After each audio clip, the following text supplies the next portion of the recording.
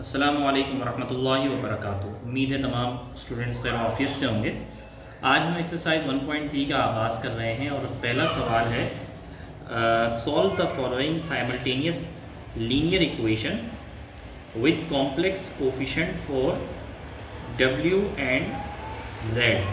ये दो इक्वेशन हैं जिसमें Z भी एक कॉम्प्लेक्स नंबर है और W भी एक कॉम्प्लेक्स नंबर है और इन दोनों इक्वेशन में Z और W की वैल्यू मालूम करनी है। तो जब दो वेरिएबल हों तो उन दो वेरिएबल को कैसे मालूम करते हैं? दो इक्वेशन के ज़रिए से दोनों इक्वेशन को हम साइमल्टेनियसली सॉल्व करते हैं। और इसका क्या मतलब है? इसका मतलब ये होता है कि हम किसी एक वेरिएबल के कोफिशिएंट को सेम करके दोनों इक्वेशन को माइनस या प्लस करा के उसको कैंसिल आउट कर देते हैं। मिसाल के तौर पर Z के साथ यहाँ 3 है और इधर Z के साथ 3 नहीं है, तो इस इक्वेशन 2 को 3 से मल्टीप्लाई करेंगे और इक्वेशन 2 में Z के साथ 2 माइनस आयोटा है तो इक्वेशन 1 को 2 माइनस आयोटा से मल्टीप्लाई करेंगे। इस तरह Z का जो कोफिशिएंट होगा वो सेम हो जाएगा। बाय मल्टीप्लाइंग लिखेंगे, by multiplying equation 1 by 2 minus iota and equation 2 by 3 क्या बन जाएगा? इक्वेशन 1 क्या बन जाएगी? 3 2 माइनस आयोटा Z, 3 के साथ 2 माइनस आयोटा मल्टीप्लाई कर दिया। लेकिन जब इस पूरी इक्वेशन जब 2 माइनस आयोटा मल्टीप्लाई करेंगे तो फिर इस टर्म के साथ भी मल्टीप्लाई करेंगे, इस टर्म को भी मल्टीप्लाई करेंगे और इक्वेशन के इस तरफ जो होगा उसे भी मल्टीप्लाई करेंगे। तो दूसरी टर्म क्या है? 2 माइनस आयोटा, 2 प्लस आयोटा के साथ मल्टीप्लाई हो जाएगा 2 माइनस आयोटा और साथ में क्या है? W is equals to 11 minus iota, 11 minus iota और इसके साथ भी क्या चीज़ मल्टीप्लाई हो जाएगी? 2 माइनस आयोटा। इक्वेशन 2 में क्या मल्टीप्लाई कर रहे हैं हम? क्या मल्टीप्लाई कर रहे हैं? 3 मल्टीप्लाई कर रहे हैं। तो क्या बन जाएगा? 3 2 माइनस आयोटा Z। देखें ये 2 माइनस आयोटा Z था, इसमें 3 मल्टीप्लाई कर दिया, माइनस W के साथ 3 मल्टीप्लाई हो जाएगा इज इक्वल टू के नीचे इज इक्वल टू और माइनस 1 प्लस आयोटा के साथ भी क्या आ जाएगा? मल्टीप्लाई 3। अब इसको हम क्या करेंगे? इसको सब्ट्रैक्टिंग करेंगे। यहाँ पे लिख देंगे छोटा सा by subtracting, by subtracting. Subtracting में आपको पता है कि ये साइन चेंज हो जाती है। ये प्लस की साइन है तो ये माइनस की हो जाएगी, ये माइनस की साइन है तो ये प्लस की हो जाएगी। ये पूरी एक टर्म की जो साइन है वो प्लस है तो ये साइन चेंज हो जाएगी। ये माइनस की है तो यहाँ पर क्या हो जाएगी? प्लस। और ये साइन प्लस 3 है तो यहाँ पे क्या हो जाएगा? माइनस। ठीक, अब क्या होगा जनाबे वाला? अब ये तो कैंसिल हो जाएगा। 2 plus iota, 2 minus iota, W plus 3W, ठीक है, और is equal to 11 minus iota, 2 minus iota, अब ये माइनस 3 माइनस 1 प्लस आयोटा।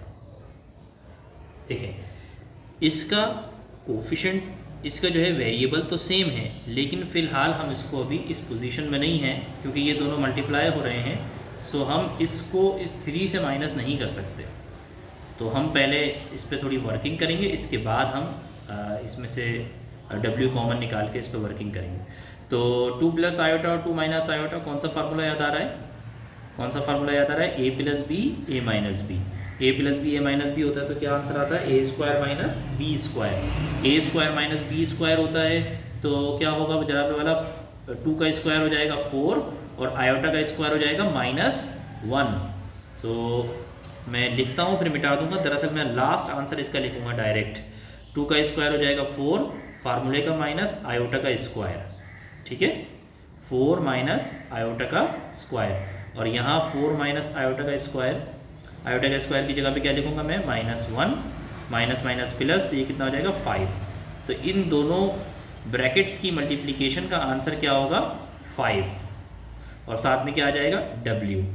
ठीक है, तो आप इसको 2 स्टेप बढ़ा भी सकते हैं। मेरा मशवरा ये है कि इसको हम डायरेक्ट 5 भी लिख सकते हैं।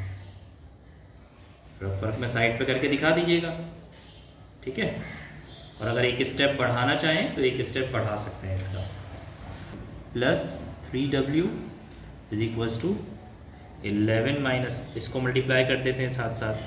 तो 11 को 2 से मल्टीप्लाई करते हैं। पहले 11 इस ब्रैकेट से मल्टीप्लाई होगा, 11 2 ज़ा 22, 11 आयोटा ज़ा 11 आयोटा, आयोटा को 2 से मल्टीप्लाई करेंगे 2 आयोटा, आयोटा को आयोटा से मल्टीप्लाई करेंगे माइनस माइनस प्लस, और आयोटा का square.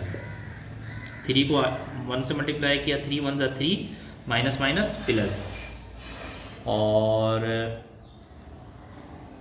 Minus plus minus 3 iota. उम्मीद है आप तवज्जो से देख रहे होंगे और समझ रहे होंगे।